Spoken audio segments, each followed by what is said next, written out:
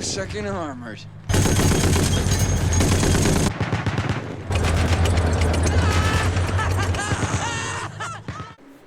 Hello everyone, I'm Johnny, and today we're taking a look at episode 3 of my favorite historical series of all time. That's of course Band of Brothers.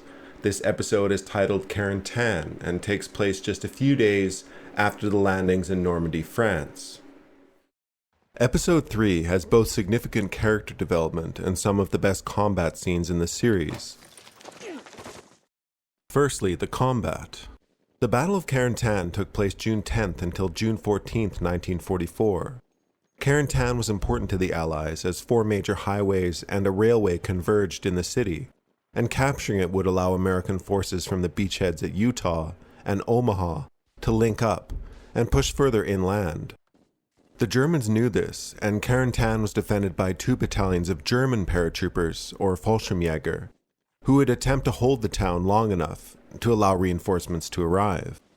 Attacking the town wasn't easy. Much of the American 101st Airborne were still organizing.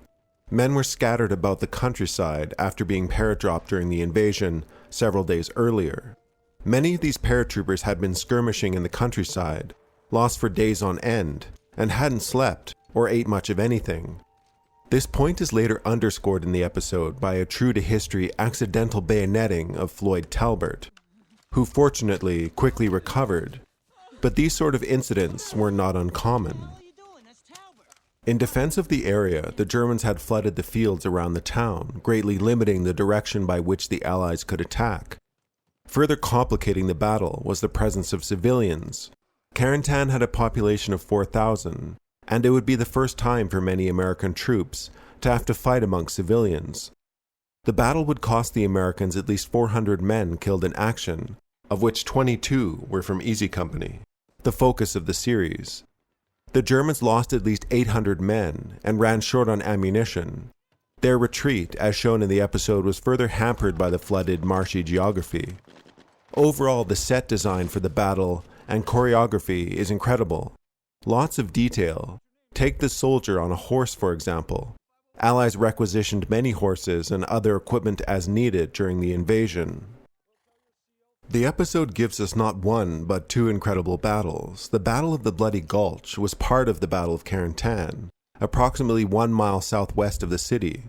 The 101st had set out to create a defensive barrier around the city, and they would clash with the counter-attacking remnants of the 6th Fallschirmjäger, reinforced by assault guns of 17th SS Panzer Grenadier Division. The American paratroopers were pushed back through the hedgerows.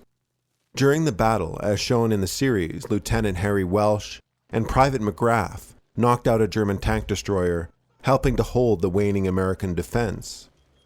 Saving the day were the timely and critical reinforcements from the 2nd Armored Division, fielding 60 tanks and armored vehicles, which repulsed the 12 armored vehicles available to the Germans. The Shermans shown in the episode are authentic Canadian-made Grizzly Shermans, and the German armor are mock-ups, though impressive ones. The personal development in the episode will focus significantly on Private Albert Blythe, who is struck with a case of hysterical blindness, which might be better known as a functional neurological symptom disorder. The show does well to focus on these psychological wounds soldiers can easily face in battle. Dick Winters recalls in his memoirs this exact event, and praises Blythe for collecting himself and returning to battle once his sight returns. The relationship between the two highlights Winters' ability as a commander, beyond a simple, excellent tactician. Blythe is wounded by gunfire at the end of the episode, true to history, but it's oddly and incorrectly stated at the end of the episode that Blythe died in 1948, never recovering from his wound. But Blythe later served in the Korean War, where he was awarded a Bronze Star and a Silver Star. Blythe died in 1967. Alright, I'm Johnny. Thank you for watching. It's a great pleasure for me to revisit Band of Brothers at any time. It remains one of the greatest historical productions ever made. If you want to support the channel, like, subscribe, comment, blah blah blah, or check out some of my other videos, and we will see you next time.